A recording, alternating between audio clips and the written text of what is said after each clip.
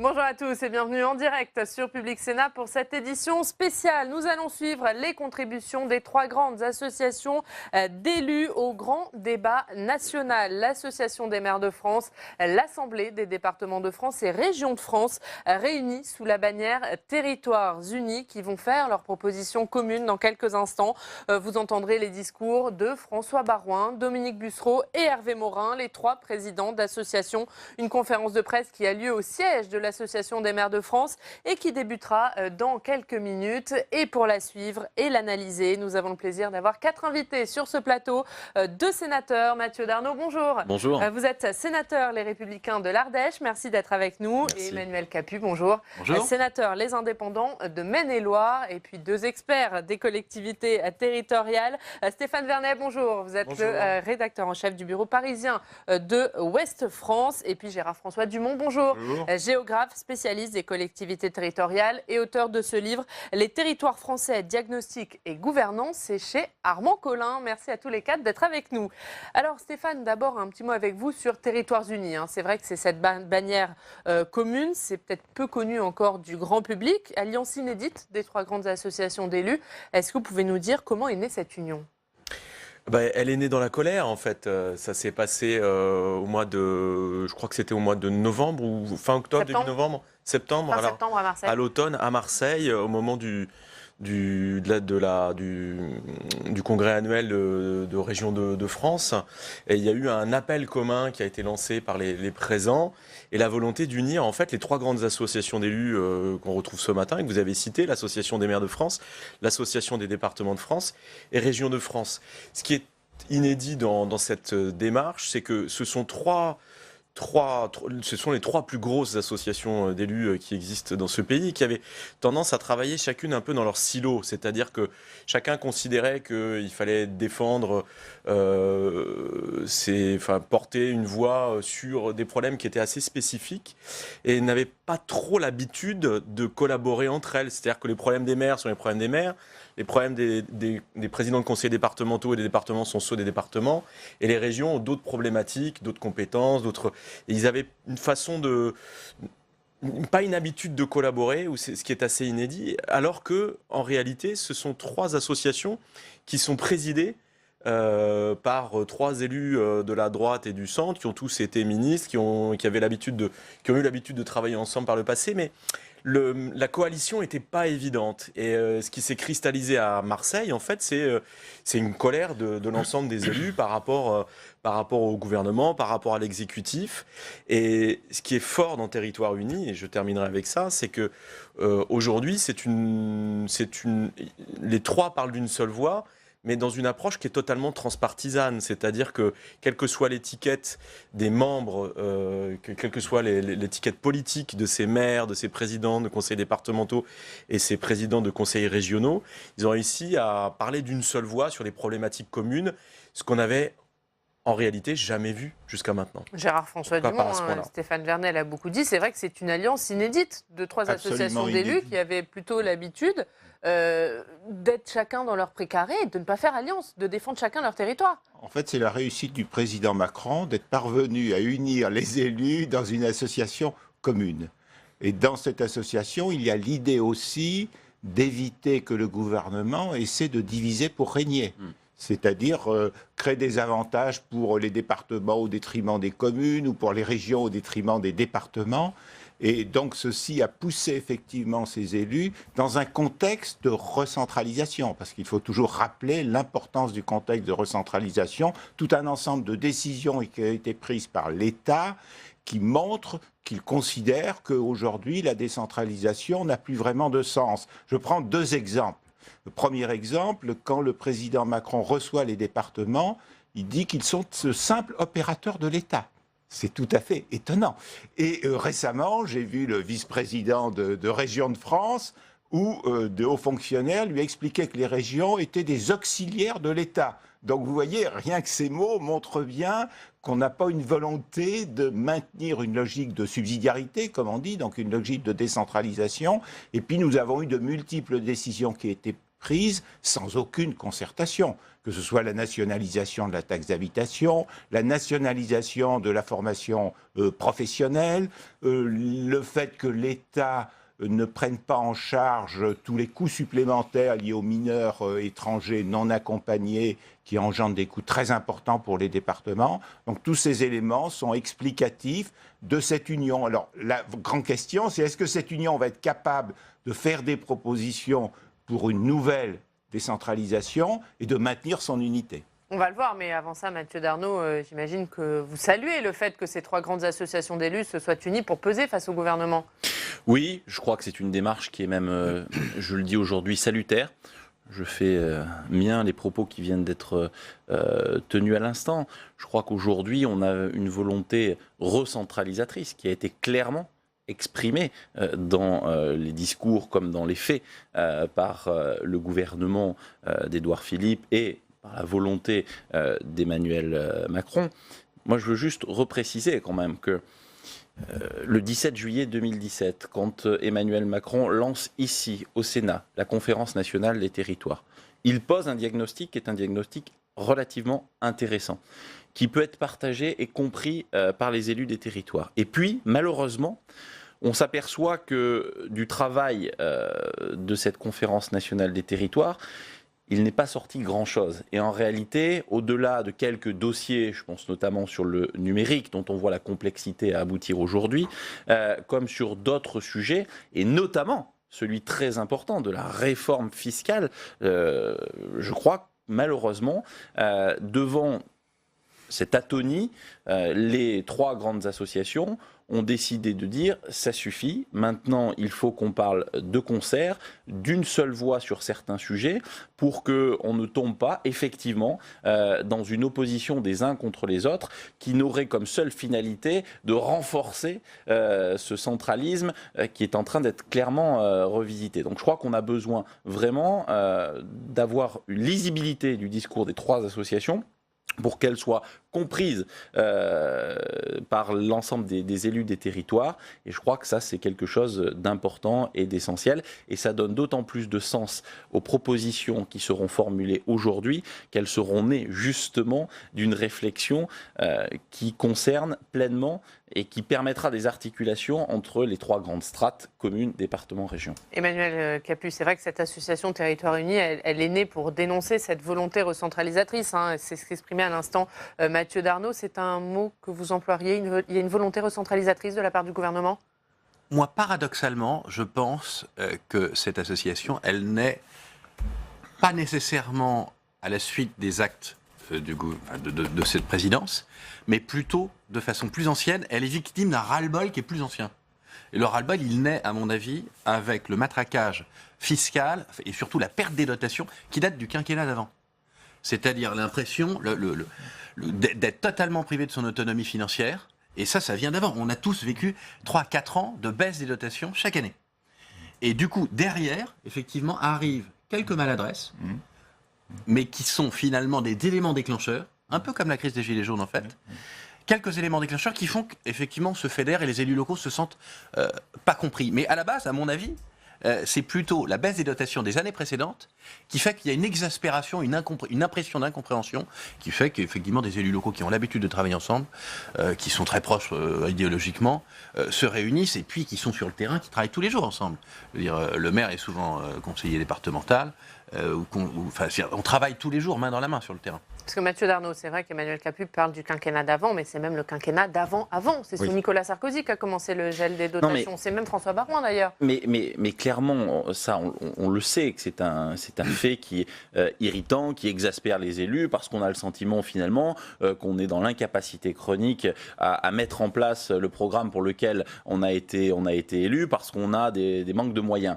Ce qui a, à mon avis, été l'élément déclencheur, c'est que justement, Emmanuel Macron, quand il est élu, pose un diagnostic fort de tous ces éléments-là et qu'on ne voit rien venir pendant quasiment 2 années. Et c'est là où on a la sensation parfois désagréable que si les choses sont comprises et perçues, pourquoi derrière il n'y a pas d'action? Et malheureusement, on l'a vu, que ce soit au niveau des régions qui se sont vues amputer une part de leur crédit, et notamment s'agissant de la formation professionnelle, là aussi, avec quand même une idée très recentralisatrice derrière, des départements, vous l'avez évoqué, et puis des communes, parce que certes, j'entends qu'aujourd'hui on tend vers une stabilisation des dotations, mais il y a quand même eu une baisse suffisamment importante par le passé pour qu'aujourd'hui, on redonne des signaux forts vis-à-vis des communes. Et là, il y a un véritable sujet. Alors, on attend les propositions de Territoire Unis au grand débat. Stéphane Vernet, vous qui en avez suivi des grands débats, est-ce que les élus locaux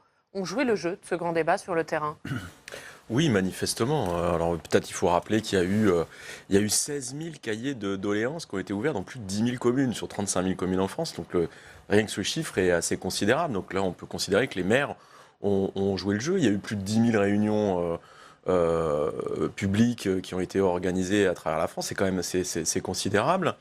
Moi, dans celles auxquelles j'ai pu assister, par exemple, à celle qui réunissait les présidents de conseils départementaux à l'Élysée. J'ai trouvé ça très intéressant parce que, en fait, comme dans toutes ces réunions, chacun vient essentiellement avec ses problèmes personnels. Je vous interromps, Stéphane, puisque François Baroin vient tout juste de prendre la parole, président de l'Association des maires de France. On va suivre cette conférence de presse en direct. On se retrouve juste après. Du comité des finances locales et de l'ensemble de nos amis ici représentés pour cette conférence de presse, pour laquelle nous répondrons naturellement à vos questions, Territoires Unis, dans le cadre de la contribution que nous apportons au grand débat. Je rappelle Territoires Unis, une initiative collective portée à l'occasion du Congrès des régions de France à la sortie de l'été, qui a rassemblé les régions de France, les départements et les maires de France et présidents d'intercommunalités qui, pour la première fois dans l'histoire, ont décidé de créer une structure, une organisation,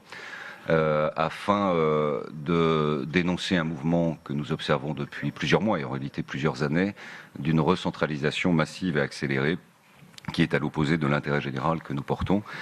Et avec une ambition, nous sommes donc en septembre, de promouvoir la décentralisation dans le contexte de remise en cause quasi quotidienne qui était effectuée. La décentralisation reste pour nous le plus sûr moyen de rapprocher les décisions publiques des citoyens. Les 17 semaines qui viennent de s'écouler ont confirmé que cette attente de proximité est forte chez nos compatriotes. Je rappelle que notre démarche s'inscrit au long cours, était probablement prémonitoire, que nous avons été des lanceurs d'alerte depuis plusieurs mois sur toute une série de sujets qui ont été portés par le débat qui anime de façon vigoureuse la société française depuis plusieurs semaines, que ce soit la question du logement, la question du développement économique, la question évidemment de la proximité, l'avenir des services publics, les déserts médicaux, la recentralisation d'un État qui offre parfois malheureusement son impuissance à tous les vents et ne pourra apporter des réponses que nous portons. Et c'est dans cet esprit que nous avons travaillé depuis plusieurs mois à ce qui doit être un point de départ d'une réflexion partagée avec l'État, aux côtés de nos administrés, pour engager un acte 3 d'une décentralisation importante, puissante, dans l'esprit des lois de 82 de Gaston Defferre, dans l'esprit de la révision de notre loi fondamentale sous l'autorité du président Chirac et sous l'impulsion du Premier ministre Jean-Pierre Raffarin. Et c'est cet état d'esprit ouvert, responsable, mais absolument convaincu que c'est probablement la meilleure réponse et pour l'État, et pour les collectivités territoriales, et pour les Français, d'offrir de nouvelles compétences aux régions, aux départements, aux communes, afin de répondre au mieux aux politiques publiques pour lesquelles nous sommes mandatés. Territoires Unis n'est pas un syndicat d'élus.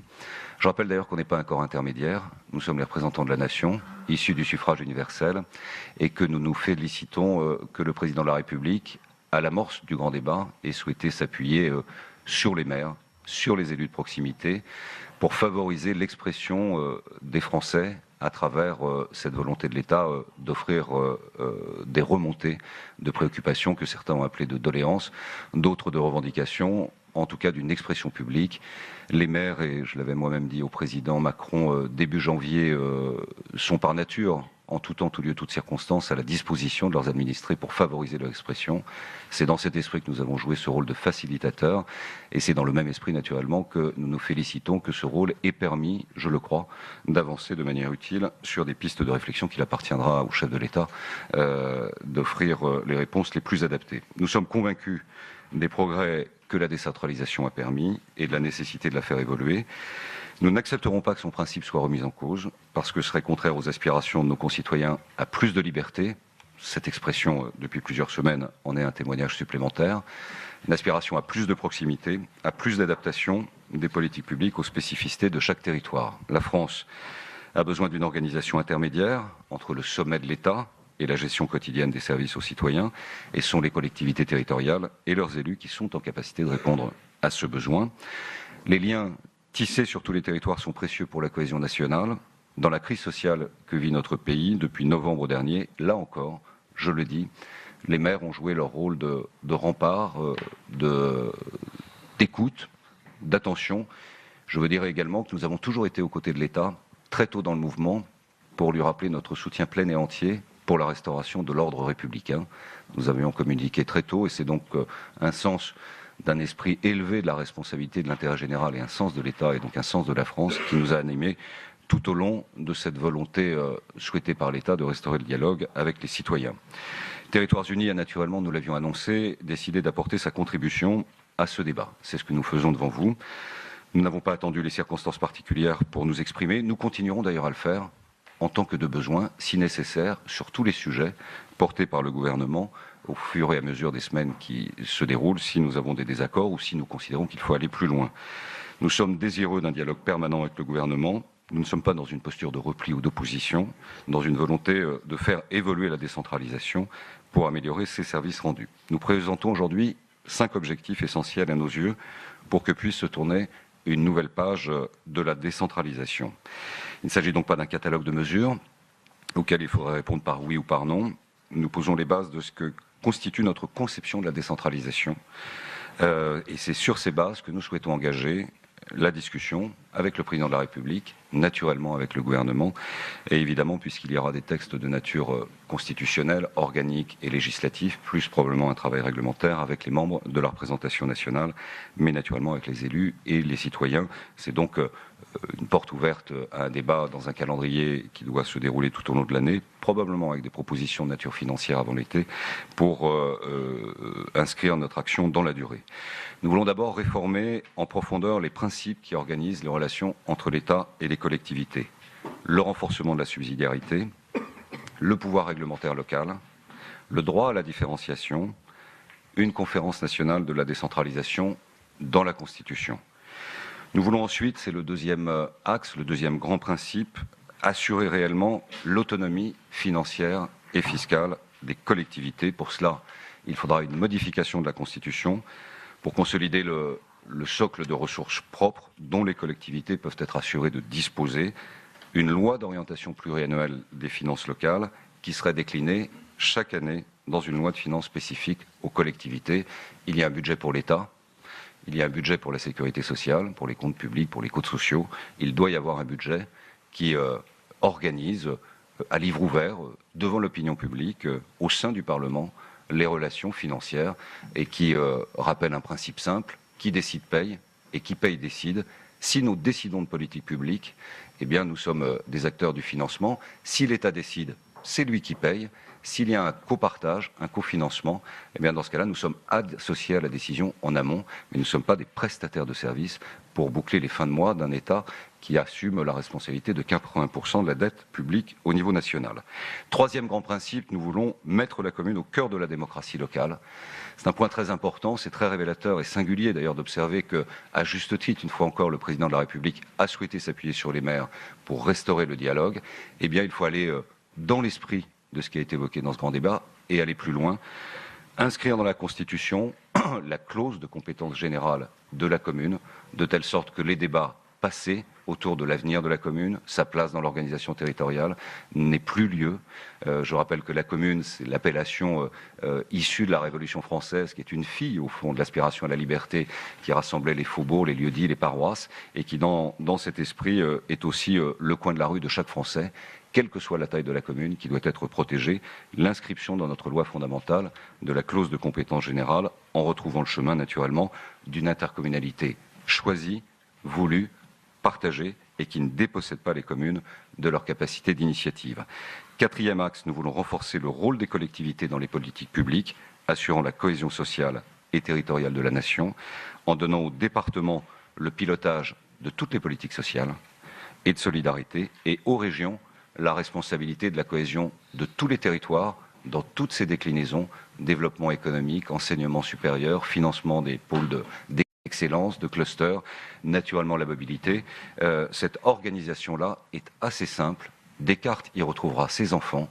Le développement économique serait piloté dans toute la filière par les régions, la politique de solidarité par les départements et la politique de proximité incarnée par la commune et portée ici ou là par des outils voulus, partagés d'intercommunalité. Enfin, cinquième axe, nous voulons ouvrir le chantier d'une nouvelle répartition des compétences concernant certaines politiques publiques de proximité. C'est le cas dans le domaine du logement.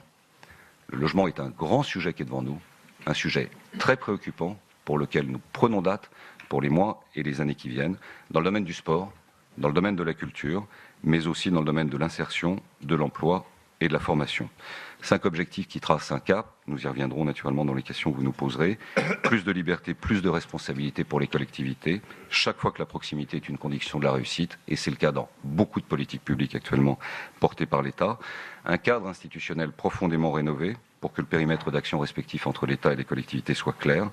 Un recentrage, et c'est en ce sens que c'est intéressant pour l'État, notre contribution pour l'État sur ses missions régaliennes. Il doit s'alléger d'un certain nombre de charges pour pouvoir se concentrer sur ce sur quoi on l'attend, les missions régaliennes.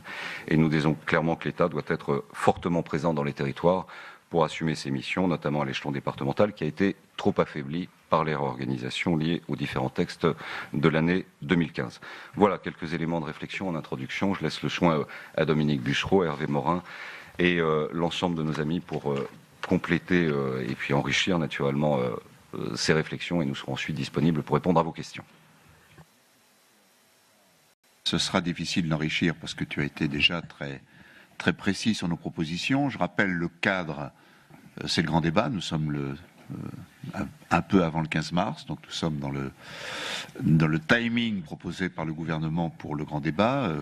Et naturellement, beaucoup de collectivités, de communes, de départements, de régions ont fait elles-mêmes des propositions. L'AMF, l'ADF et Régions de France également, chacune dans leur domaine, font des propositions au gouvernement, mais ce que nous souhaitons, là, c'est pas simplement des propositions, c'est un nouveau choc de décentralisation. François rappelait qu'il y a eu 2 moments importants dans notre pays, 1982, président Mitterrand, Pierre Mauroy, Premier ministre, Gaston Defferre, ministre de l'Intérieur, maire de Marseille. Phase de décentralisation d'ailleurs à l'époque combattue par la droite qui, dès qu'elle a eu gagné les élections municipales de 83, cantonales de 85 et régionales de 86, des choses en 2003 et en Voilà, petit problème de liaison avec la conférence de presse de Territoire Uni. On va y revenir dans quelques secondes.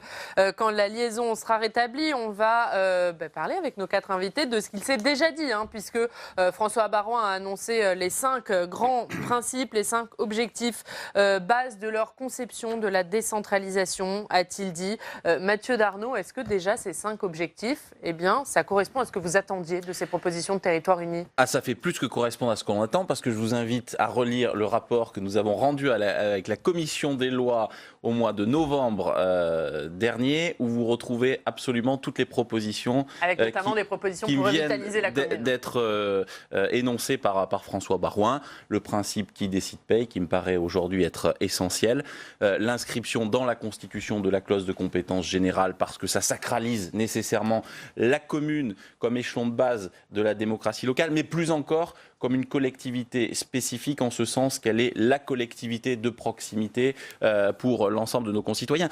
Et puis, quelque chose qui est tellement important aujourd'hui, et moi je me réjouis que ça puisse être évoqué, c'est la différenciation territoriale. Parce que si vous prenez nos 2 départements avec Emmanuel Capus, le Maine-et-Loire qui a divisé son nombre de communes par 2 avec les communes nouvelles, ou celui de l'Ardèche que je représente aujourd'hui, où on n'a que 4 communes nouvelles, vous voyez qu'il y a un principe de différenciation territoriale qui s'explique par des raisons géographiques, et je le dis devant un spécialiste de la matière, mais véritablement, ou des aspects culturels. Mais je crois qu'il est temps aujourd'hui, puisqu'on parle d'un nouveau choc de décentralisation, que soient introduites ces notions qui sont essentielles si on veut arriver à légiférer utilement et à prendre en compte la spécificité des territoires que souhaite absolument voir être prise en compte l'ensemble des élus des territoires. Vous êtes d'accord, Emmanuel Capus? Moi, ce que je trouve très positif, c'est le ton qui a changé. Vous disiez tout à l'heure, c'était la colère des élus locaux, vraiment une incompréhension totale. Là, on voit que le grand débat a au moins permis un truc, c'est que le président de la République est allé au contact des élus locaux, il est allé au contact des maires, il a constaté que les maires et tous les élus sont extrêmement responsables, sont respectueux de la démocratie, sont sur le terrain au contact direct de la population et sont prêts à aider. Et ça, je crois qu'il y avait besoin de cette prise de conscience-là. Et on voit bien qu'on est dans la proposition, on n'est plus dans le combat. Alors, on va tenter de suivre cette conférence de presse. Le signal est rétabli. C'est Dominique Bussereau, le président de l'Assemblée des départements de France, qui a la parole. Des propositions communes en matière de fiscalité locale. Là, j'insiste sur les propositions communes parce qu'il est pratique pour un gouvernement, quel qu'il soit, de vouloir jouer au bon taux. Je prends à l'un, je donne à l'autre, et ainsi de suite. Et voilà, nous ne souhaitons pas que ça fonctionne comme ça. Et donc les propositions qui s'appuieront sur le travail du comité des finances locales seront communes. On a besoin d'un texte annuel, on a besoin d'une loi de finances spécifique aux collectivités, elle aura peut-être pluriannuelle ou annuelle, nous la proposons la pluriannuelle, et on voit bien ce que le PLFSS a apporté à la bonne compréhension des dépenses sociales, et il nous paraît important que dans une république décentralisée, telle que le précise notre Constitution, nous puissions nous appuyer sur un texte de loi qui nous permet d'avoir une visibilité financière et budgétaire et fiscale. Je ne reviens pas sur ce qu'a dit François Baroin à propos des communes, qui naturellement sont le cœur de la République, et je ne parle pas des régions, puisque Hervé le fera. Sur les départements, c'est assez simple ce que fait un département. Ça se résume en une phrase: solidarité sociale, solidarité territoriale. Solidarité sociale, solidarité territoriale. On voit bien que les politiques de solidarité sociale ont besoin d'être améliorées. Le phénomène de la pauvreté, de l'abandon, de la relégation de certaines catégories de concitoyens a alimenté le conflit des Gilets jaunes. Et donc, toute la réflexion sur la pauvreté, sur le RSA, sur les prestations, sur un jour la prise en compte de la vieillesse et de son financement, le financement de nos EHPAD, etc. Tout cela, c'est l'ADN social des départements, mais nous voulons l'assumer pleinement. C'est-à-dire que ça ne sert à rien que l'État ait des bouts de médico-social, de ceci ou cela. Bien sûr, l'État conserve sa vision sur le domaine de la santé publique, qui implique des règles nationales, mais en matière de solidarité sociale, nous pensons que l'État peut se retirer complètement et que nous sommes capables d'assurer totalement les responsabilités en matière de solidarité sociale. Quant à la solidarité territoriale, on est nombreux à l'assumer. La région définit les grands équilibres, l'emploi, les infrastructures, les grands investissements économiques. Les communes montent les projets avec leurs intercommunalités. Après, il y a toute une série de solidarités locales, d'ingénierie, sur lequel nous pouvons jouer un rôle de coordination, ce que nous faisons d'ailleurs souvent déjà dans la plupart des départements, en matière d'eau, en matière de routes, en matière de réseaux, en matière de fibre optique. Dans tous les domaines, il y a un rôle d'ingénierie, de solidarité territoriale des départements. Je prends l'exemple, les routes nationales. Vous voyez bien que quand il neige en région parisienne, la seule route qui ferme, c'est la seule route nationale qui reste à peu près, c'est la 118, et que les départements, eux, sont capables d'entretenir leur réseau, même qu'un des creux et des bosses, comme c'est le cas de la 118, du fait de la géographie de la vallée de la Bièvre qu'elle traverse en particulier. Donc voilà, c'est un domaine dont l'État peut facilement sortir. Alors, on peut envisager qu'il garde quelques axes structurants internationaux qu'il sera difficile de découper en morceaux, mais en liaison avec les régions, les communes, c'est typiquement un domaine duquel l'État peut se retirer. Et je terminerai sur la réflexion de François Baroin, que je partage intimement depuis toujours et qui a toujours motivé mon engagement politique, en particulier pro-européen. C'est l'État est bon dans le régalien. L'État doit être bon, excellent dans le régalien. Donc nous ne demandons pas moins d'État. La décentralisation, c'est pas moins d'État. La décentralisation, c'est être au plus près de nos concitoyens. Tout ce qu'on nous fait actuellement, le grand débat, etc., ça fait un demi-siècle qu'on le fait. Enfin, la démocratie municipale participative, c'est Hubert Dubedou à Marseille, à Grenoble, qui l'a inventé dans les années 60 et 70. Les comités de quartier, les comités de rue, les conseils de jeunes, les conseils d'anciens, etc., les référendums locaux, les consultations des habitants d'une rue, ne serait-ce que pour changer un sens interdit, etc., ça fait longtemps que les élus locaux pratiquent tout ça à grande échelle. Et donc on voit bien que sur la proximité, on doit être sous le contrôle des électeurs, et les élections approchent, les élections locales approchent, qui faisons le mieux. Et après, c'est à l'État de concentrer ses moyens sur le régalien et pas venir faire un peu de sport, un peu de tourisme, un peu de médico-social, avec des moyens de plus en plus limités et une efficacité aussi limitée que les moyens. Voilà ce que je voulais rajouter aux propos de François, et celui que vous attendez tous arrive maintenant, c'est Hervé Morin. Bien, merci à François de nous accueillir au sein de cette belle institution qui est l'AMF. Simplement quelques mots complémentaires pour vous dire tout d'abord que, je signale, c'est que... pardon ? Ah bon, d'accord. Tout d'abord... nous avons été réellement, François l'a dit, mais j'insiste là-dessus, nous avons été des lanceurs d'alerte et des précurseurs, en quelque sorte, de la demande démocratique que nos compatriotes ont exprimée à travers la crise des Gilets jaunes. Quand nous évoquions le mépris, la condescendance dans lesquels nous étions confinés depuis des mois, tout du moins depuis l'élection présidentielle, en quelque sorte, nous ressentions ce que nos compatriotes ont ressenti à travers la crise qui a émergé à l'automne dernier. Et je crois que on sera bien inspiré d'en tenir compte, parce que mon inquiétude, pour tout vous dire, c'est que le grand débat national, les exercices télévisés, les shows du chef de l'État l'amènent très vite à oublier la nécessaire modestie dans laquelle le pouvoir devrait rester. La décentralisation, c'est un exercice de modestie pour l'État. C'est de considérer qu'il ne peut pas faire tout seul et qu'il a besoin d'autres partenaires pour bâtir un système public performant.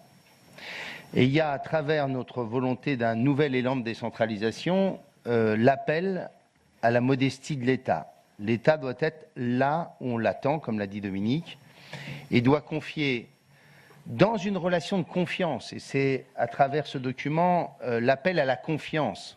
En clair, dire à l'État, ayez confiance dans les élus locaux, nous ne sommes pas simplement des démagos, des incompétents, incapables de gérer, comme bien souvent veulent nous y confiner la sphère technocratique.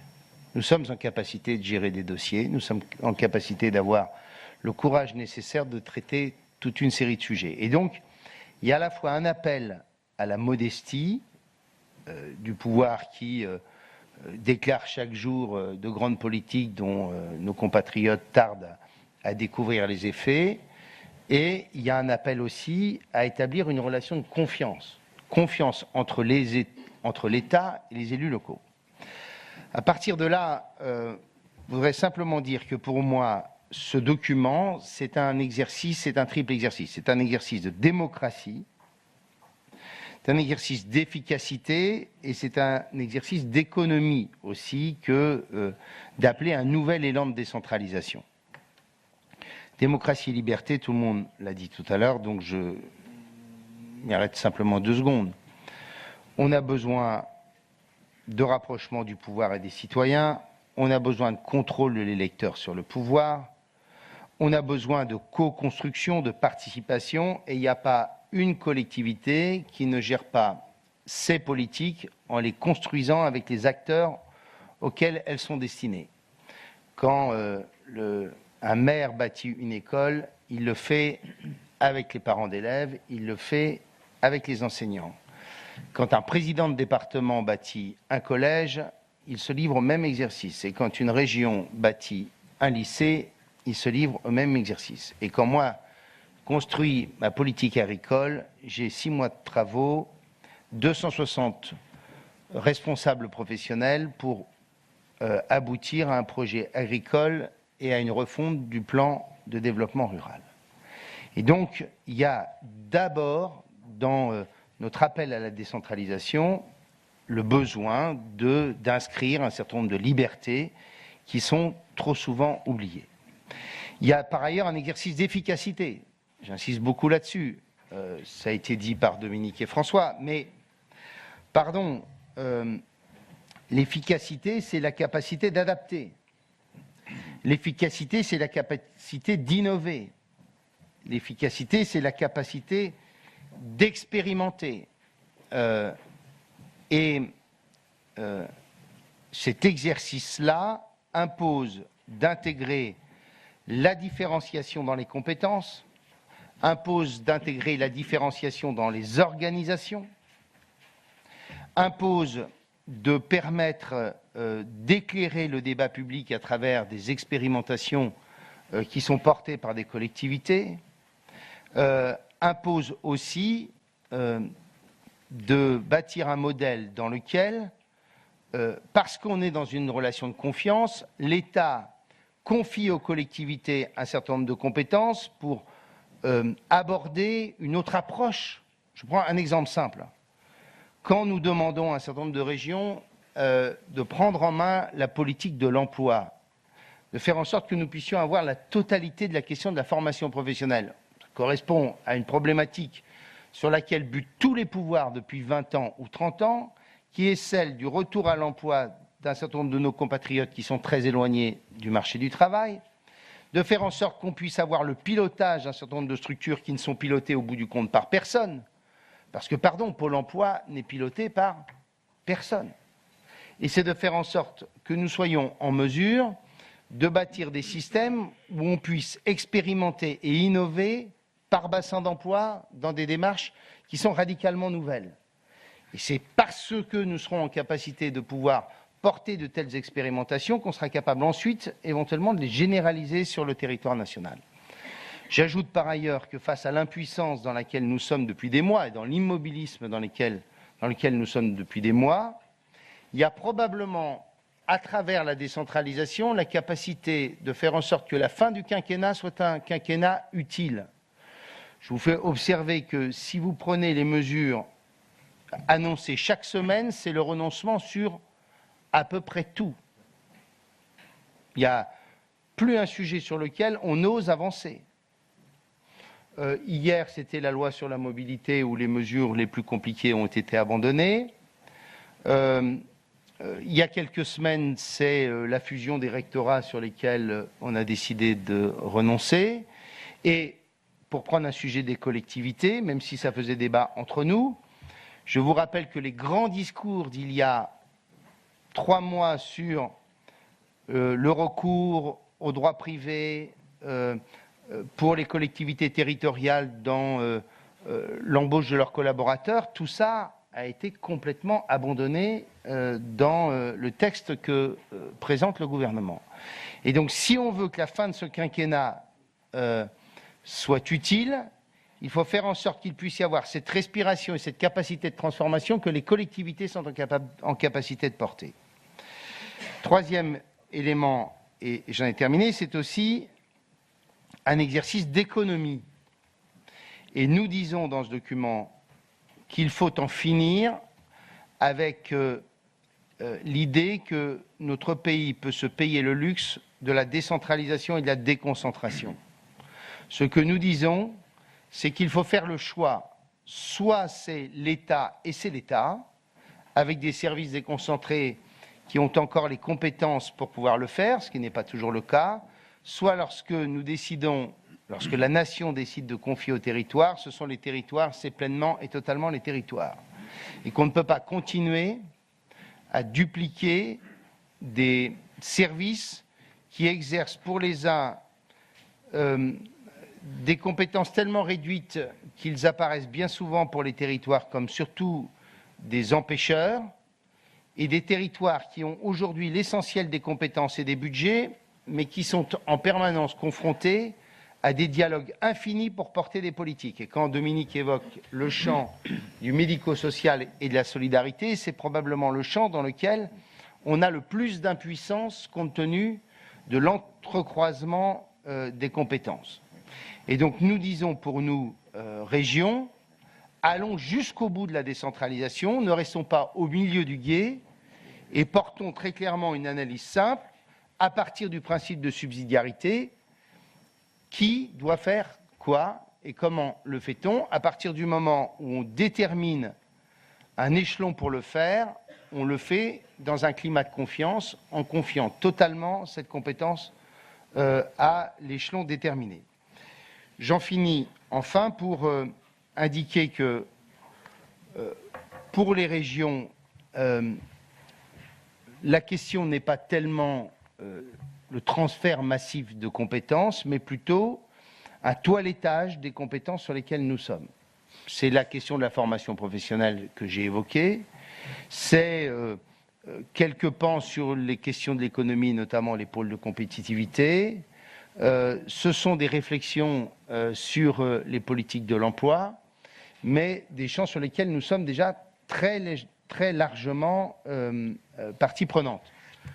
Et en quelque sorte, il nous semble qu'il nous faut bâtir un modèle dans lequel on accepte l'idée que la France a à la fois besoin des communes, la France a à la fois besoin des départements sur le champ de la solidarité, et la France a besoin de régions quand il s'agit de porter les grandes politiques de développement. Et qu'il n'y a pas, pour nous, de place à ce qui probablement est l'espoir caché du gouvernement, la place à des différences entre nous. Le gouvernement a réussi à faire quelque chose qui paraissait improbable, c'est de réunir les 3 échelons de collectivité. C'est quand même un exercice absolument extraordinaire. Pendant des années, ces échelons ont été en compétition sur un certain nombre de sujets ou en concurrence. Eh bien, le miracle d'un gouvernement recentralisateur méprisant les territoires a été de construire l'unité et la cohésion des communes, départements et régions. Et ce que je veux dire, c'est que ce ciment-là, il est extrêmement fort parce que derrière cela, il y a notre volonté de rendre le système public efficace. Efficace pour nos compatriotes et efficace pour la transformation du pays. Merci, on est à présent disponible pour répondre à toutes vos questions.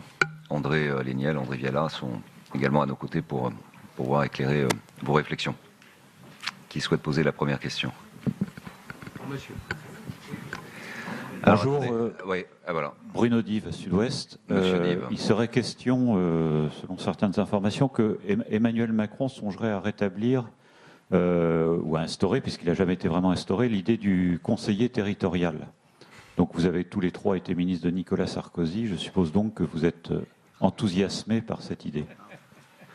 Point d'interrogation. Vous voulez une réponse ou finalement peut-être, vous voyez, dans un grand courage, je vais laisser les départements et les régions se prononcer, puisque c'est les premiers concernés. Je vais dire à Bruno Dive, mais il devrait le savoir, que une des raisons pour lesquelles j'ai quitté le gouvernement de François Fillon en novembre 2010, à ma demande, j'avais demandé au président de la République dès le mois de juillet, c'était justement à cause de l'instauration du conseiller territorial, à laquelle j'étais personnellement très hostile. Pour plusieurs raisons. Mais je vais ne prendre que les raisons formelles. La première raison, c'est que dans nos assemblées communales, conseils municipaux, dans nos conseils régionaux, dans les conseils départementaux, nous avons des tas de gens qui exercent toutes sortes de métiers. Des agriculteurs, des médecins, des pharmaciens, des fonctionnaires, des notaires, tous les métiers de la terre. À partir du moment où vous confiez un deuxième mandat, surtout par exemple dans des régions qui sont immenses, avec toutes les représentations que cela entraîne, vous transformez ces conseillers départementaux ou régionaux en professionnels à temps plein de la politique. Car ils sont incapables, avec les charges que représente l'exercice de 2 mandats, en particulier dans les très grandes régions, mais aussi dans les régions de dimension plus humaine, sont incapables d'exercer une activité professionnelle. Donc ça veut dire qu'on se coupe de tas de gens qui nous apportent leur expérience de la vie, ce qu'ils entendent, ce qu'ils rencontrent, ce qu'ils font. Et ça, c'est quelque chose pour moi qui transforme profondément la vie publique de notre pays, et dans un sens qui n'est pas exactement celui qu'ont indiqué les gens dans les grands débats, où ils souhaitent une classe politique, c'est un mot que je n'aime pas beaucoup, mais proche des gens et pas professionnalisée. Bon, première remarque. Deuxième remarque, vous imaginez la composition de la région Nouvelle-Aquitaine au sud, avec un hémicycle de près de 500 personnes. C'est une folie, et qui apparaîtra d'ailleurs aux yeux de nos concitoyens comme telle. Donc pour ma part, mais c'est un avis, nous n'avons pas débattu au sein de l'ADF, puisque le canard enchaîné ne paraît que le mercredi matin, c'est une proposition que je considère pour ma part gadgetesque et ubuesque. Mais c'est un avis personnel. Eh bien, étant sorti du gouvernement au même moment, pour d'autres raisons pour ma part, mais aussi de mon fait, c'était pas les mêmes raisons. Très clairement, j'ai toujours été opposé au conseiller territorial. Alors, je ne sais pas ce que pensent mes collègues présidents de région, mais j'ai jamais compris la pertinence de cette proposition. Donc, très franchement, je pense qu'il y aura peu de personnes au sein des territoires pour soutenir cette idée-là. Alors moi, je suis rentré au gouvernement à peu près à la même période, mais pas pour ces raisons-là. Mais j'en ai un souvenir relativement fort, parce que le débat avait animé quand même les territoires et les avait un peu fracturés, puisque c'était en complément de la réforme de la taxe professionnelle qui avait aussi secoué très fortement les collectivités locales sur la base de leurs recettes. Je pense qu'en réalité, c'est très bien de reprendre des idées du monde d'avant, ce qui prouve qu'il y avait quand même quelques réflexions qui étaient utiles pour une organisation pertinente d'une décentralisation. Mais les temps ont changé, et ils ont changé singulièrement sous la présidence Hollande, avec une année 2015 horribiliste pour les collectivités territoriales, qui ont mis en place des grandes régions de la taille d'un État, et une réflexion d'un papier calque, plus la loi NOTRe, plus la loi MAPTAM, plus voilà, et faire un papier calque quelques années plus tard, qui était à l'époque réfléchi sur des régions qui étaient au nombre de 22, et avec des départements 4, 5 en moyenne par région au grand maximum, ne peut absolument pas être restitué aujourd'hui. Vous avez des régions qui font 5-6 millions d'habitants. Donc c'était probablement une bonne idée à un instant T, si on considérait qu'il fallait donner un peu de la vélocité. Aujourd'hui, c'est certainement pas ce que nous demandons, c'est certainement pas de la décentralisation, et c'est probablement inadapté. Sauf si l'intention du pouvoir est de rouvrir le jeu, mais alors là c'est une autre aventure, sur le périmètre des grandes régions, sur les compétences des départements, sur l'avenir des intercommunalités. Je ne conseillerais pas, mais je ne veux pas m'élever au-dessus d'une condition qui n'est pas la mienne, je ne conseillerais pas au pouvoir d'aller sur ce terrain-là. Il me semble plus sage, au fond, de s'inspirer du texte que nous proposons, et ensuite, parce que ce que nous proposons, c'est aussi un temps de discussion et des marges d'approche avec des calendriers, des textes, une révision constitutionnelle. Je pense que c'est plus sage. Je ne pense pas qu'il y ait une majorité aujourd'hui dans les territoires, mais surtout bien mesurer le décalage, et cette année 2015 qui aura été une année qui aura en fait tout chamboulé. Et pour l'AMF, nous en parlerons au sein des instances si d'aventure cette idée était proposée, on ne veut plus de mécanos administratifs. Voilà, c'est clair, c'est net, on veut bien changer à la marge, corriger ce qui n'a pas marché dans la loi NOTRe, offrir des clauses de revoyure, un peu plus de liberté, mais plus un chamboule-tout. C'est ne pas comprendre en fait tout ce qu'on porte depuis plusieurs années.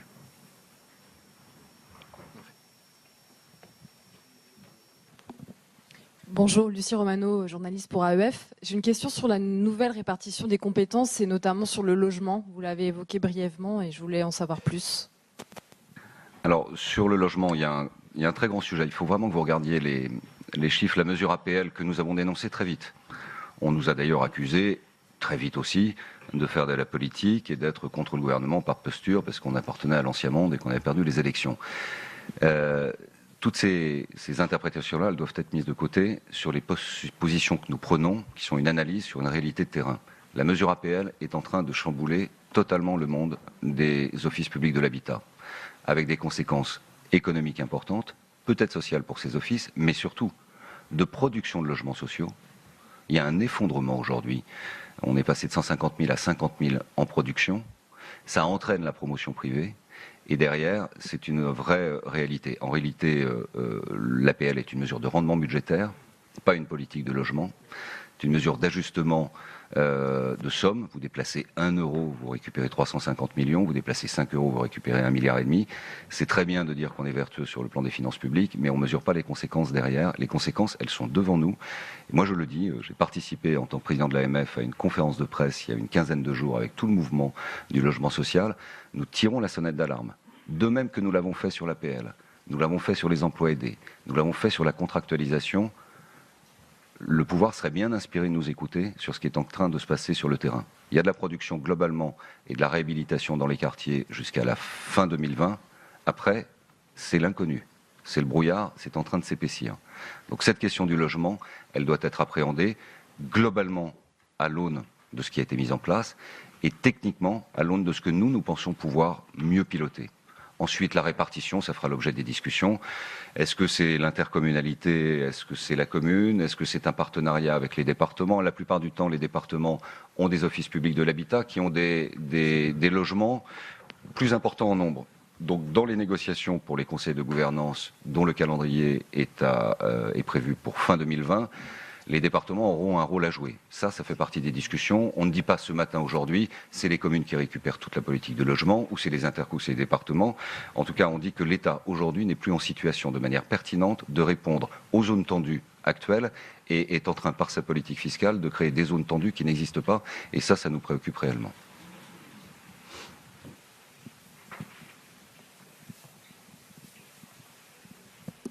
Nouveau problème de signal avec Territoire Uni. On va essayer d'y revenir dans quelques instants, mais on a suivi l'essentiel des discours de François Baroin, Dominique Bussereau et Hervé Morin. Un petit mot peut-être avant de rentrer sur le fond des propositions, puisque je rappelle que les 3 présidents d'associations ont établi 5 objectifs qui font leur base, la base de la conception de leur décentralisation. Sur ce qu'ils ont dit au début, c'est vrai qu'ils ont replacé le contexte Territoire Uni, la création de cette association, et ils l'ont dit, Stéphane, eh bien, ils ont été des lanceurs d'alerte dans la déconnexion entre l'État et les territoires. Ce que j'ai trouvé intéressant, c'est le propos que M. Capu a eu tout à l'heure en faisant le parallèle avec les gilets jaunes. Il y a quelque chose d'intéressant dans la notion de... On parlait de colère. Cette colère, c'est une colère qui vient de loin, pour reprendre une expression du président de la République, qu'il a utilisée dans le cadre de la crise des Gilets jaunes. Effectivement, les problèmes qui sont à l'origine de la crise, on l'a bien vu, remontent. Alors, vous l'évoquiez tout à l'heure, Oriane, au quinquennat de Nicolas Sarkozy. François Baroin, à l'instant, vient d'insister lourdement sur 2015, qui a été l'année du grand chambardement. Et effectivement, pour les Gilets jaunes, c'est un petit peu la même idée. C'est que les problèmes, ils sont accumulés depuis très longtemps. En réalité, ce qu'il faudrait aussi redire, c'est que l'élection d'Emmanuel Macron, elle est le fruit de cette colère et d'un courant dégagiste. C'est-à-dire qu'il y avait la volonté de tout changer. Et une des problématiques à laquelle on assiste ce matin, c'est l'idée que, en fait, le vote en faveur de La République En Marche et d'Emmanuel Macron était lié à cette volonté de tout changer, que le diagnostic de La République En Marche, c'est vrai pour les Gilets jaunes, c'est vrai pour les territoires, était le bon, et qu'il y a une attente qui était très forte, et qui a été rapidement déçue. C'est ce que vous évoquiez tout à l'heure. Le point de rupture pour les territoires, c'est la conférence nationale des territoires du mois de juillet 2017. C'est-à-dire tout de suite l'idée que, en fait, ce qui va être mis en place répond aux attentes, le diagnostic est bon, il va se passer quelque chose, et dans la foulée, quasiment, tout de suite, il y a une série de mesures qui sont prises et qui contredisent cet espoir et cette attente. Et donc, vous disiez tout à l'heure, Monsieur Capu, qu'en fait, les élus sont montrés responsables, respectueux, ils ont changé de ton, ils sont plus dans le combat et dans les propositions. C'est vrai, mais regardez bien ce qui vient de se passer. Dans les 5 objectifs, les 3 premiers reposent sur une modification de la Constitution. Qu'est-ce que ça veut dire? Ça veut dire que la confiance n'y est plus. Ça veut dire on veut changer, mais on veut des garanties. On veut que la Constitution change pour être certain qu'on ne fera pas 2 fois le même coup. C'est-à-dire qu'on ne nous dise plus « on vous a compris, on va changer, on rectifie le tir » et qu'en réalité, ça ne se passe pas comme prévu. Et donc moi, ce que j'entends dans les 3 premières propositions, c'est la volonté que les choses soient gravées dans le marbre. Sur la conférence nationale de décentralisation, il y a une demande que ce soit inscrit dans la Constitution. Sur la loi pluriannuelle des finances locales, que ce soit également inscrit dans la Constitution. Et sur la clause de compétence générale, qu'elle soit inscrite également dans la Constitution. Donc je trouve qu'il y a effectivement des propositions, que les choses se structurent de manière très claire, mais en même temps, j'entends aussi cette défiance qui passe par une demande de clarification très claire. Alors, on va y revenir dans quelques instants, mais on va tenter de retourner au siège de l'AMF. On a retrouvé le signal, c'est Hervé Morin, le président de Région de France, qui répond aux questions. Et il passe la parole à André Léniel, premier vice-président délégué de l'Association des maires de France. La place de l'intercommunalité. Je rappelle que nous sommes l'Association des maires de France et présidents d'intercommunalité. Et que l'association qui représente l'immense majorité des intercommunalités, c'est l'AMF. Nous avons eu une rencontre sur l'intercommunalité il y a de cela moins de 15 jours. Et nous avons pris unanimement des positions très claires sur le sujet. L'intercommunalité est un outil indispensable au service des communes, mais qui s'appuie sur un principe simple. Alors le mot n'est pas toujours compris, je vais l'expliciter, mais c'est le principe de subsidiarité. Tout ce qui peut être fait au niveau de la commune doit rester au niveau de la commune. Et ce que nous ne sommes pas capables de faire seuls, alors nous devons le mutualiser et le faire au niveau de l'outil intercommunal, qui peut être une communauté, mais qui peut être aussi un syndicat intercommunal. Ce sont des outils au service des communes. C'est cela. Et d'ailleurs, ce que nous défendons dans le texte qui vous est présenté aujourd'hui, c'est aussi la notion de subsidiarité par rapport à l'État. Nous disons, tout ce qui peut être fait au niveau des régions, des départements ou des communes doit être fait à ces niveaux-là. Et l'État doit se concentrer sur ce qui relève de ses pouvoirs régaliens. C'est très exactement cela, la démarche. Mais c'est une raison simple qui nous a conduit à proposer un certain nombre de modifications de la loi NOTRe. Non pas son abolition. Il y a des choses tout à fait utiles dans cette loi. Mais il y a un certain nombre de dérives. Et d'ailleurs, le président de la République lui-même les a évoquées et a ouvert la porte à ce qu'il puisse y avoir des propositions pour faire de la loi NOTRe quelque chose de plus souple et qui permette que la commune continue à être pleinement représentée. Donc nous sommes dans cette logique. Nous sommes dans cette démarche. Et nous voulons pouvoir faire en sorte que la commune, parce que nous y tenons, il suffit de regarder dans cette salle la campagne que nous avons engagée. Ma commune, j'y tiens, mais ce n'est pas seulement les maires qui tiennent à la commune, pas seulement les élus municipaux. Ce sont nos concitoyens. Ce n'est pas un hasard si aujourd'hui encore, la seule institution en dehors de la présidence de la République qui soit plébiscitée par nos concitoyens, c'est la commune. Et donc nous avons la nécessité de répondre aux attentes de proximité, aux attentes d'efficacité, et c'est par une conception souple entre la commune, cellule de base de la démocratie, et l'outil intercommunal, que nous aurons à la fois la proximité et l'efficacité, et c'est bien la position de l'AMF depuis les origines de l'intercommunalité. Bonjour, Anita Hausser. Vous vous définissez comme des lanceurs d'alerte, mais je me demande si vous avez vraiment été entendu, puisque vous réclamez des mesures de décentralisation et on vous répond systématiquement déconcentration. Alors, comment allez-vous convertir les hautes autorités? D'abord, on ne nous a pas répondu encore, chère Anita, pour l'instant. Ah, bon. Donc, nous ne savons pas, nous ne connaissons pas la réponse. Nous lisons des propos de Sébastien Lecornu dans la presse, nous entendons des propos privés des ministres lorsque nous les rencontrons, qui vont plutôt dans ce sens-là, mais nous ne savons pas ce que retiendra ou ne retiendra pas l'État. Alors, faut-il opposer déconcentration et décentralisation? Quand j'étais étudiant à Sciences Po, il y a plus de 40 ans, on était déjà sur ce bon sujet. Oui, ça fait que 40 ans. Quel salopard. En 2 points, ou 3 points. Hein, en 2 plans, un plan en 2 parties ou en 3 parties. C'est pas une opposition. Si l'État venait à penser qu'il sort d'une crise aussi grave que celle que nous venons de connaître et qui n'est pas encore terminée et qui peut à tout moment d'ailleurs se réchauffer avec le soleil printanier, par une déconcentration, hein, c'est-à-dire simplement par une organisation différente des services de l'État, ce serait vraiment une erreur d'analyse politique. Enfin, je le dis gentiment, hein, c'est pas une critique, ce serait une erreur d'analyse politique. Mais une décentralisation n'empêche pas une déconcentration. Nous ne sommes pas opposés, bien au contraire, à ce que les préfets des départements aient plus de pouvoir aujourd'hui. Ils ont perdu leur pouvoir au profit de directions régionales, au profit du préfet de région dans les compétences de l'État, et que quand nous posions une question à notre préfet de département, il puisse nous donner la question sans en référer à une direction régionale à un autre bout de la région, sans en référer à l'administration centrale, voire au cabinet du ministre concerné. Donc il n'y a pas d'incompatibilité entre la décentralisation et la déconcentration. Il y en aurait une si le gouvernement avait la position folle de considérer que la réponse à la crise est la déconcentration sans la décentralisation. Il y aurait, d'une part, bien entendu, pour nous, une réaction extrêmement vive si l'État pensait qu'à la crise démocratique que nous vivons, à la demande de démocratie... Décidément, petit problème de signal avec cette conférence de presse de Territoire Uni.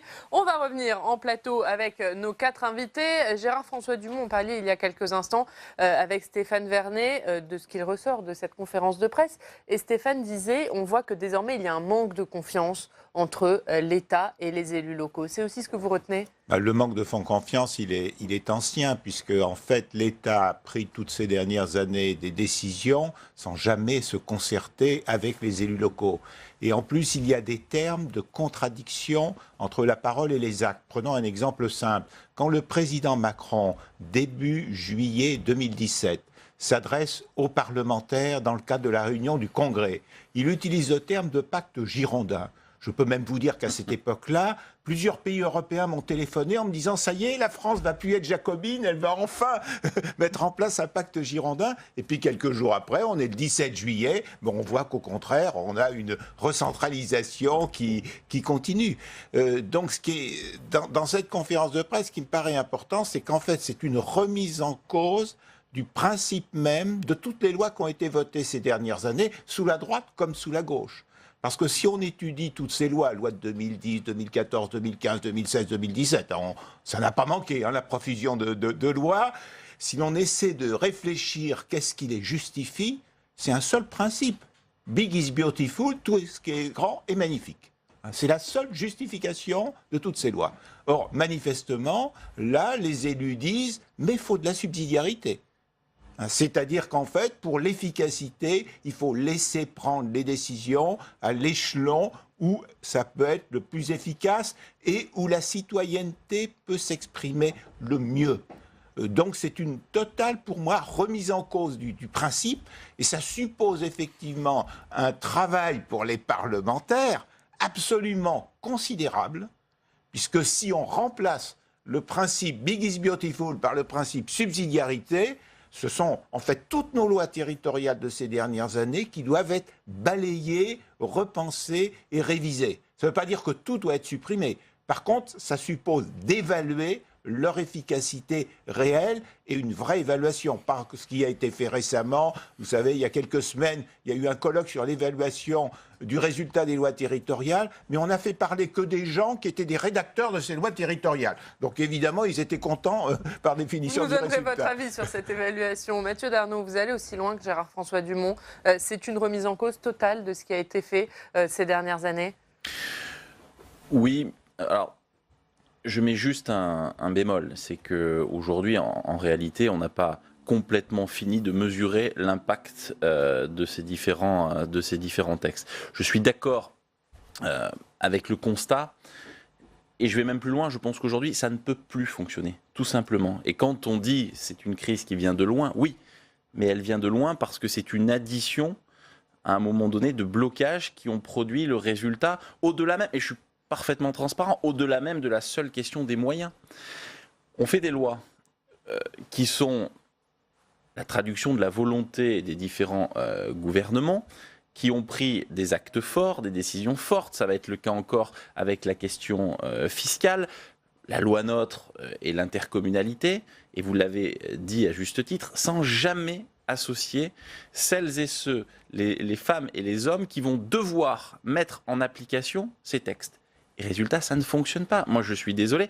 On a visité 50 départements avec la commission des lois, justement pour faire de l'évaluation et du contrôle. On a été vraiment au bout des choses. Hein, c'est ce qui a d'ailleurs fait que nous avons essayé de corriger déjà par anticipation avec la question de l'eau et de l'assainissement, qui sont des questions qui ne répondent pas simplement à des logiques intercommunales, mais à des logiques de bassin versant. Derrière cet exemple-là, ça veut dire une chose très claire. Quand on pose le problème et la problématique de différenciation territoriale, ça nécessite absolument qu'il est grand temps de faire un peu plus confiance aux élus des territoires.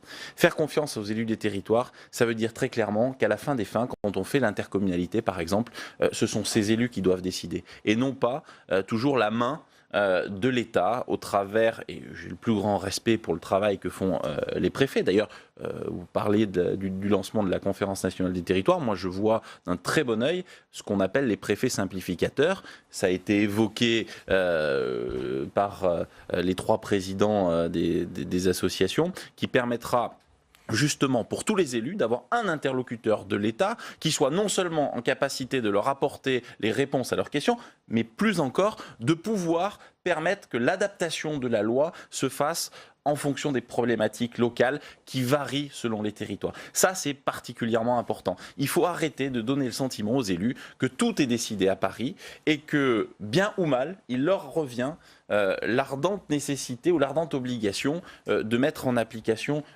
ces lois. Et ça ne fonctionne pas et ça ne fonctionnera pas. Donc oui, il faut revisiter les différents textes, à commencer pour moi par la loi NOTRe, et je ne fais pas une fixation absolue sur la loi NOTRe, mais on a bien vu aujourd'hui qu'elle... oui, elle pose comme le postulat absolu du Big is Beautiful, c'est-à-dire qu'il faut faire toujours plus grand. Alors on peut ajouter aussi la loi sur les régions, des très grandes régions, avec aujourd'hui des très grandes intercommunalités. On commence d'ailleurs à parler de fusion ou de travail entre les départements. Donc, pour répondre justement à ce besoin de proximité qu'assurent les départements, parce que les régions sont devenues tellement grandes qu'on a une perte en ligne de ce qui est aujourd'hui peut-être un des éléments, un des faits générateurs de ce mouvement des Gilets jaunes. C'est que les gens ont le sentiment qu'il n'y a plus de proximité. On ne sait plus à qui s'adresser. L'élu, pour vous, il faut redessiner cette carte des régions ? C'est une question qu'on peut se poser. Je ne sais pas si aujourd'hui c'est le chantier prioritaire, mais en tout état de cause, on le voit bien et ça a été dit par les 3 présidents. Si on veut ne serait-ce que se reposer la question du conseiller territorial, il est évident qu'on ne peut pas le faire avec des régions et aussi importantes, avec une carte institutionnelle telle qu'on la connaît et telle qu'elle découle finalement de ces dernières lois territoriales. Donc parce oui, il faut... Sur cette loi NOTRe, Emmanuel Macron a ouvert la porte à une révision de la loi NOTRe. Pour vous, elle doit aller jusqu'où cette révision ? Mais si vous me permettez de dire juste un mot là-dessus. Moi, j'entends tout ce qu'a dit Emmanuel Macron. C'est très bien. Mais j'aimerais véritablement qu'on sache. J'ai posé la question en délégation aux collectivités à Sébastien Lecornu. Qu'est-ce que c'est qu'un irritant ? Quand il parle, il faut revenir sur les irritants de la loi NOTRe. C'est quoi les irritants de la loi NOTRe? Moi, je ne sais pas le dire. Aujourd'hui, il faut que le gouvernement soit précis. Il faut qu'Emmanuel Macron nous dise ce qu'il veut. Parce qu'on a entendu un petit peu tout et son contraire dans le grand débat national. On a des choses qui sont très intéressantes, qui vont, selon moi, dans le bon sens. Mais on entend aussi des choses qui sont paradoxales. On entend des propositions qui ne sont pas forcément complémentaires, mais qui s'opposent les unes aux autres. Donc je crois qu'il faut revisiter, et c'est intelligent, c'est important, des textes comme celui de la loi NOTRe, notamment sur des questions comme l'intercommunalité, sur la capacité qui doit être offerte aux élus des territoires de pouvoir faire de l'expérimentation, de pouvoir prendre certaines compétences, de pouvoir en restituer au niveau de l'intercommunalité vers les communes. L'exemple du Maine-et-Loire, il est illustrant à ce propos. Aujourd'hui, vous avez un département qui a une singularité parce que vous avez beaucoup de communes nouvelles, des communes nouvelles importantes, et que ces communes nouvelles, elles disent aux intercommunalités qui sont tout aussi importantes, nous, on a vraiment besoin de réexercer nos compétences de proximité, donc rendez-les-nous. Donc il faut peut-être s'interroger sur le fait qu'à un moment donné, oui, il faut qu'on opère des différenciations entre la commune et l'intercommunalité. Gérard-François Dumont. Oui, non, je voulais dire simplement, vous dites, le président Macron a ouvert la porte sur une adaptation de la loi NOTRe. Mais je vous rappelle qu'avant d'ouvrir la porte, il l'a surtout fermée au départ, puisque chaque proposition qui a été faite au Parlement pour ajuster un peu la loi NOTRe, par exemple sur la compétence eau et assainissement. Moi, j'ai été auditionné à l'Assemblée sur ce sujet. Au dernier moment, l'ordre du gouvernement, c'était « on ne change rien ». Donc là, il y a un élément nouveau, mais cet élément nouveau, il faut vraiment que par des actes, il prouve qu'il est prêt à avancer sur ce dossier. Parce que le vrai problème de la loi NOTRe, quel est-il ? C'est que oui, la France a besoin d'intercommunalité. Et d'ailleurs, elle n'a pas attendu 2018 ou la loi NOTRe de 2015. Je rappelle que l'intercommunalité, ça a commencé en 1890, avec la création des premiers syndicats intercommunaux. Donc les communes ont toujours compris qu'il fallait mutualiser quand c'était nécessaire. Mais le problème de la loi NOTRe, c'est qu'elle n'organise pas de l'intercommunalité. Elle organise une supracommunalité, ce qui n'a rien à voir. C'est-à-dire qu'elle organise une prise de pouvoir à un échelon supérieur avec une complexité administrative telle qu'il n'y a que les technostructures qui sont capables de comprendre le fonctionnement interterritorial, ne serait-ce qu'en matière de répartition des finances entre les communes et les intercommunalités. Donc on est très loin de l'esprit de la démocratie et de l'esprit de citoyenneté. On va revenir sur l'attitude d'Emmanuel Macron et les relations entre État et collectivités. Avant de vous faire réagir, Emmanuel Capus, je voudrais qu'on écoute un extrait d'Hervé Morin. Pendant cette conférence de presse, le président de Région de France qui a dénoncé le mépris, la condescendance de l'État envers les élus locaux et qui a lancé un appel à la modestie de l'État, un appel à une nouvelle relation de confiance. On écoute Hervé Morin. Le grand débat national, les exercices télévisés, les shows du chef de l'État l'amènent très vite à oublier la nécessaire modestie dans laquelle le pouvoir devrait rester. La décentralisation, c'est un exercice de modestie pour l'État. C'est de considérer qu'il ne peut pas faire tout seul et qu'il a besoin d'autres partenaires pour bâtir un système public performant. Et il y a à travers notre volonté d'un nouvel élan de décentralisation l'appel à la modestie de l'État. L'État doit être là où on l'attend, comme l'a dit Dominique, et doit confier dans une relation de confiance, et c'est à travers ce document l'appel à la confiance.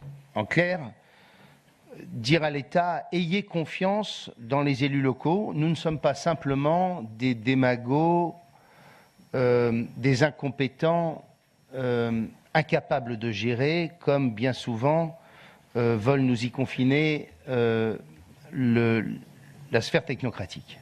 Nous sommes en capacité de gérer des dossiers, nous sommes en capacité d'avoir le courage nécessaire de traiter toute une série de sujets. Et donc, il y a à la fois un appel à la modestie du pouvoir qui déclare chaque jour de grandes politiques dont nos compatriotes tardent à découvrir les effets, et il y a un appel aussi à établir une relation de confiance, entre l'État et les élus locaux.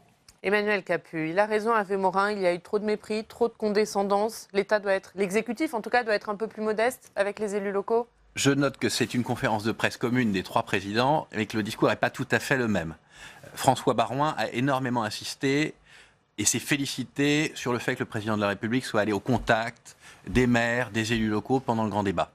Donc il est dans le positif, dans l'avenir. François Morin revient sur le passé avec des termes qui sont, je trouve, volontairement quand même extrêmement polémiques.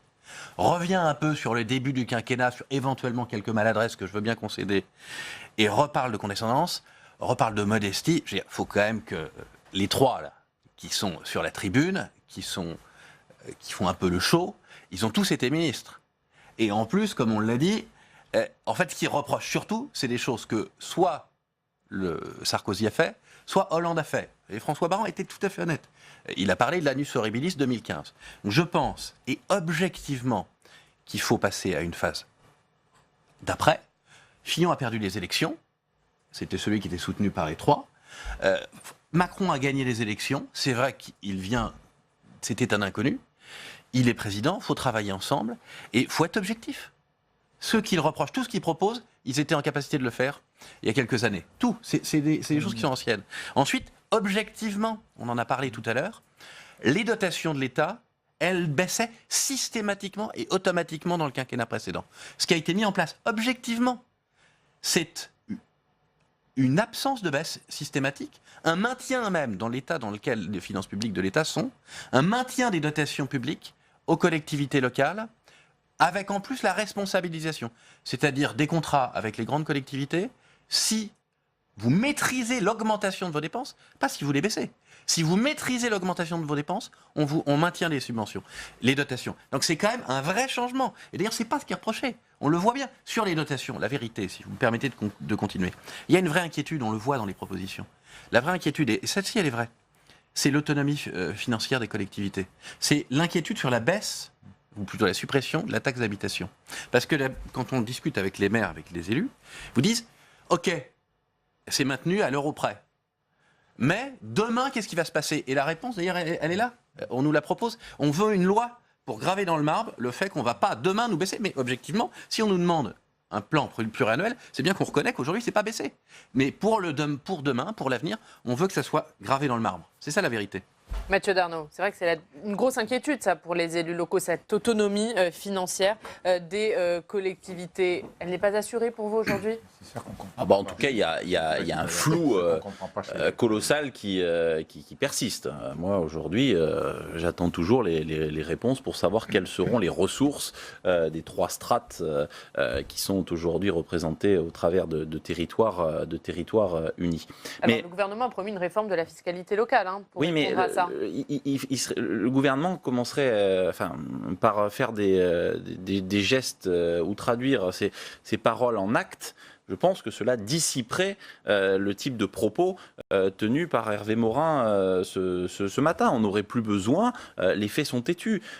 Quand même, j'entends ce que dit Emmanuel Capus, je le partage pour partie, mais l'inquiétude, elle est quand même aujourd'hui légitime. Ça fait 2 ans maintenant que ce gouvernement est en responsabilité. Ça fait 2 ans qu'Emmanuel Macron a promis d'explorer certaines pistes. Et puis surtout, ça fait 2 ans, et même plus que 2 ans, parce qu'on avait déjà rendu un rapport ici au Sénat en juin 2016 qui s'appelait « Laissons respirer les territoires » où on fait des propositions concrètes. Le chef de l'État nous dit « C'est très bien, allons explorer ces propositions ». Là, on voit qu'elles sont encore ce matin reprises sur la clause de compétence générale, sur le fait de dire qui décide paye, sur l'autonomie fiscale. Tout ça me laisse à penser qu'aujourd'hui, tout est sur la table. On peut avancer, on a des pistes qui font consensus, qui sont partagés par les élus locaux et partagés, si j'en crois les paroles du chef de l'État dans les différentes assemblées qu'il a pu tenir avec les élus ou avec les Françaises et les Français suite au mouvement des Gilets jaunes. Je pense qu'il y a lieu maintenant de traduire ces propos en actes. Et moi, je le dis, je regrette vivement, on l'a dit sur Eau et Assainissement, mais qu'à chaque fois, on nous promette d'avancer, on nous dit c'est merveilleux, le travail que vous avez fait, il est exceptionnel, on va le reprendre, mais malheureusement, on ne voit jamais rien venir. Et je pense que de ce fait-là naît une frustration qu'il est grand temps de dissiper, et la seule façon de la dissiper, ce sont des actes. Gérard-François Dumont. Oui, alors effectivement, donc, le contexte fait que le président Macron n'est pas responsable de la situation actuelle, totalement responsable des collectivités territoriales. Si on regarde l'histoire de la décentralisation, donc 1982, on a eu ce que moi j'appelle les 15 glorieuses de la décentralisation, où vraiment la France s'est décentralisée. Mais dès la fin des années 90, vous prenez toutes les décisions qui ont été prises par l'État, ce sont presque toujours des décisions de recentralisation. Et même ce qu'on appelle l'acte 2 de la décentralisation, quand vous le décryptez bien, il y a plus de recentralisation que de décentralisation. Parce que, par exemple, on transfère certaines compétences aux départements et aux régions, mais en leur imposant des règles extrêmement rigides qui fait que leur marge de manœuvre est faible. La grande surprise du président Macron, pour celui qui suit ces questions, c'est que, comme M. Capu l'a dit très justement, le président Macron n'est pas responsable des lois territoriales de 2010, de 2014, de 2015, de 2016. Mais la grande surprise, c'est que, alors qu'il n'était pas l'héritier de ces lois, dans toute la première partie de son mandat, il a fait comme s'il en était l'héritier, comme si ces lois étaient parfaites, et à chaque fois qu'il y a eu une proposition d'amélioration de ces lois, il a demandé à sa majorité parlementaire de les refuser. Alors, ce que l'on croit comprendre, c'est qu'il a évolué heureusement sur ce sujet, et que maintenant, il est ouvert à la nécessité de retrouver de la citoyenneté. Parce que le plus grave, à mon avis, dans ces textes, si vous voulez, c'est le déficit de citoyenneté qu'elle entraîne aujourd'hui, où le citoyen ne sait plus qui fait quoi, où le citoyen qui va voir son maire lui dit « Ah ben non, moi c'est l'intercommunalité qui s'occupe de ça maintenant, moi je ne peux pas savoir ce qui se passe ». Donc c'est ça le vrai problème, c'est refaire de la démocratie locale. Est-ce que le problème, si on entend Mathieu Darnaud, Emmanuel Capu et Territoire Unis, Stéphane Vernet, finalement, c'est la différence chez Emmanuel Macron entre les paroles et les actes? Oui, alors, on en revient à ce que je disais tout à l'heure, effectivement, d'où la volonté sur les 3 premiers objectifs que les choses soient gravées dans le marbre, c'est-à-dire donnent lieu à une réforme de la Constitution pour avoir des garanties. Moi, j'y vois la marque d'un doute, d'une confiance rompue, alors qui effectivement est très ancienne.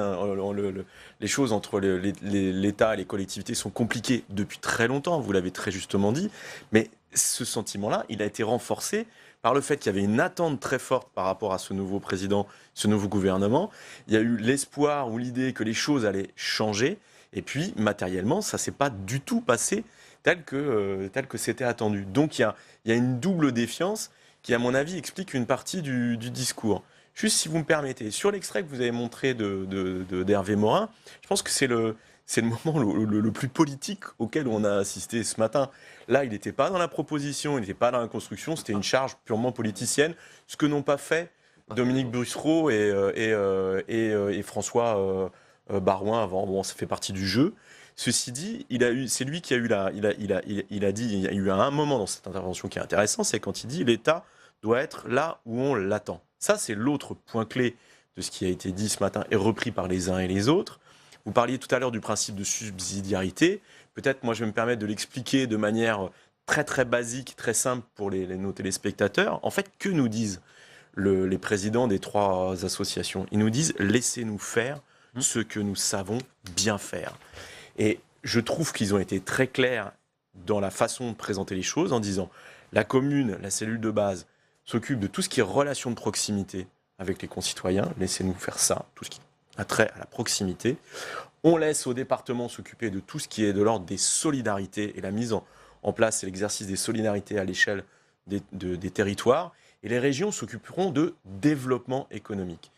Et à l'État de se reconcentrer sur ce qu'on appelle ses missions régaliennes. C'est quoi? C'est la police, l'armée, la diplomatie. Et on clarifie les choses. Parce qu'en réalité, un des problèmes qu'on a, c'est qu'il y a eu des transferts de compétences au fur et à mesure du temps, mais il y a un certain nombre de compétences qui ont été officiellement transférées aux différentes collectivités, mais vous avez encore des endroits où les choses se chevauchent. C'est-à-dire on a donné telle ou telle compétence à telle collectivité, mais il y en a quand même une où quand même l'État continue à mettre son nez dans l'histoire. Et c'est à un moment, et ça on n'avait pas dans l'extrait, je le regrette, où Hervé Morin a une phrase qui me paraît claire, il dit « on ne demande pas un transfert massif de compétences, mais un toilettage ». Et ce toilettage, à mon avis, il est indispensable et il ferait du bien à tout le monde. Je crois qu'il serait très intéressant par rapport à ce que vous venez de dire de donner un exemple qui est le programme LEADER de l'Union européenne. Donc il s'agit d'aider les territoires ruraux à des opérations de développement rural. Eh bien aujourd'hui, la France ne consomme que 7% de la totalité du budget dont elle dispose. L'une des raisons, c'est qu'en fait, justement, il y a doublon. Il y a doublon entre le travail que font les régions pour satisfaire les demandes de subventions européennes et ce que fait l'État. Et aujourd'hui, le citoyen, il ne sait pas où il en est. Parce que s'il voit son président de région dit « Ah bah ce sont les services de l'État qui sont en ce moment en train de bloquer le dossier que j'ai présenté », et si on s'adresse aux services de l'État, ils disent « Non, non, c'est la région qui est en train de bloquer ». Donc c'est le type même du doublon à supprimer. Soit c'est l'État qui monte les dossiers administratifs leaders, soit c'est la région. Mais si on ne sait pas qui c'est, eh bien le résultat, c'est que ça pédale tiré dans la choucroute administrative, et ce sont des centaines de millions d'euros que nos territoires n'ont pas, ou quand ils les perçoivent, c'est souvent avec un retard considérable par rapport à leur projet de développement. Alors, Stéphane. Juste un complément, ce qui est intéressant, et c'est pour revenir aussi sur le discours entre la décentralisation et la déconcentration. Il faut faire les deux. On a un problème, c'est-à-dire que ces dernières années, l'État a gardé un certain nombre de compétences. L'exemple que vous venez de donner est excellent, mais il ne faut pas oublier qu'il y a eu toute une série de cures d'amaigrissement et de mise au régime avec ce qu'on a appelé la RGPP, c'est-à-dire la volonté de dépenser moins, et on a réduit beaucoup les services de l'État, mais on les a réduits en région. C'est-à-dire que les ministères continuent à avoir des effectifs pléthoriques, mais dans les territoires, les services ou les effectifs de l'État ont beaucoup diminué. Et c'est ce qui fait dire, par exemple, à Jean-Luc Moudenc, le maire de Toulouse, aujourd'hui, qu'on a un État hydrocéphale. C'est-à-dire une grosse tête à Paris, un tout petit corps en région. Et un des problèmes que vous venez brillamment d'illustrer, c'est que vous avez une administration préfectorale aujourd'hui qui, au lieu d'être en appui des politiques, de faciliter et d'aider, qui en réalité, dans les relations, comme elle manque de moyens, exerce surtout un pouvoir de contrôle, dit la norme, et en fait, vous avez des élus qui ont le sentiment, ou qui le vivent au quotidien, que finalement l'État, au lieu de les aider dans leur territoire, passe son temps à les enquiquiner, en disant ah non, ça vous pouvez pas faire, bloque le dossier, ou et ça, en termes d'efficacité, c'est juste dramatique. En termes d'image, c'est dramatique, et on aurait tous intérêt à ce que ce genre de choses change et vite. C'est ce que vous dites, vous, Mathieu Darnaud, depuis plusieurs mois. C'est essentiel ce qui vient d'être dit. Pour moi, c'est essentiel. Ça va même au-delà de l'urgence qu'il y a à revisiter certains textes. C'est essentiel parce que c'est 80% du découragement des élus locaux dans les territoires. Le sentiment qu'ils ont à faire face quotidiennement à une inflation normative dont on ne sait pas qui est finalement responsable. On se doute que tout ça a été pensé, imaginé à Paris, mais charge à eux, avec la traduction financière, que ça peut aussi avoir très directement, de les exécuter, de mettre en place et de répondre à ces normes. Ça, je crois qu'il y a vraiment une impérieuse nécessité à y répondre immédiatement. Et je le dis parce qu'aujourd'hui, on voit nos préfectures se vider avec des services déconcentrés qui ont toujours moins de moyens. Moins de moyens, pourquoi ? Pour répondre aux élus des territoires, pour répondre aux acteurs des territoires, parce qu'il n'y a pas que les élus finalement. Là, on parle beaucoup des élus, mais la seule question qui vaille, celle qu'on doit se poser et qui est centrale dans le débat qu'on a ce matin, c'est quel service finalement on apporte aux Françaises et aux Français, à nos concitoyens. C'est ça la finalité de l'organisation institutionnelle et administrative française. C'est là-dessus. C'est par rapport à cette question qu'on doit raisonner et qu'on doit organiser nos services. J'ai le sentiment qu'on y répond au niveau des territoires avec les élus, qu'on n'y répond pas avec les services de l'État.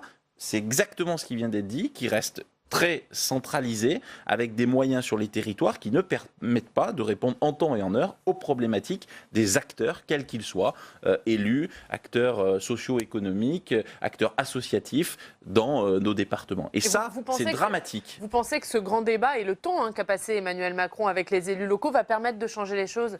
Il faudra qu'il y ait des choses qui changent. Ça, je le dis très clairement, parce que si le grand débat, c'est des débats de 7 heures ou de 8 heures qui peuvent être vertueux par ailleurs, mais que tout ça ne débouche sur rien et qu'on n'entende pas cette colère-là, qui est une colère finalement qui est le fruit du vécu, du quotidien des Françaises et des Français sur les territoires.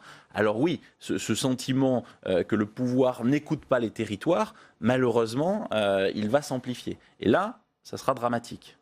Emmanuel Capus, il est impératif que l'exécutif, qu'Emmanuel Macron entende cette colère. Le grand débat en est l'occasion. Le colère, je pense que le président de la République, il l'a entendu, et c'est pour ça qu'il est allé au-devant des maires. Plus globalement, moi, derrière l'aspect inutilement, à mon avis, polémique de l'attaque d'Hervé Morin, il y a plein de choses chez les 3 présidents que je partage, et notamment, principalement, le fait que l'État doit se concentrer, et les 3 l'ont dit, doit se recentrer sur ses missions régaliennes. Moi, ça, la commission des finances, je le rappelle, quasiment à chaque commission. Ça, moi, je partage tout à fait cet objectif des 3. Derrière, effectivement, il y a le sentiment, particulièrement des maires, qu'il y a une complexité normative et que l'État les embête tout le temps. Mais derrière, est-ce que ça vient de l'État lui-même? Est-ce que ça vient de la présidence de la République? Pas toujours. Je veux dire, le Pacs, la carte d'identité, qu'est-ce qu'on a eu d'autre? Les changements de nom, tout ça. Des nouvelles contraintes pour les maires. Ça ne vient pas nécessairement de l'État, mais ça vient de changements normatifs sur lesquels, effectivement, pour le coup, les parlementaires peuvent travailler aussi. Donc il y a un sentiment qui se retourne contre l'État, mais dont l'État n'est pas nécessairement responsable. Merci Emmanuel Capus, merci à tous les 4 d'avoir été avec nous pour suivre et analyser cette conférence de presse de Territoire Uni. Pardon pour les petits problèmes techniques qui ne nous ont pas permis de suivre cette conférence de presse en intégralité, mais nous y reviendrons à partir de 16h30 dans Sénat 360 avec Tam Tranui. Et puis à midi, ne manquez pas la conférence de presse de Richard Ferrand, le président de l'Assemblée nationale, devant l'Association des journalistes parlementaires. Très bonne journée sur les chaînes parlementaires.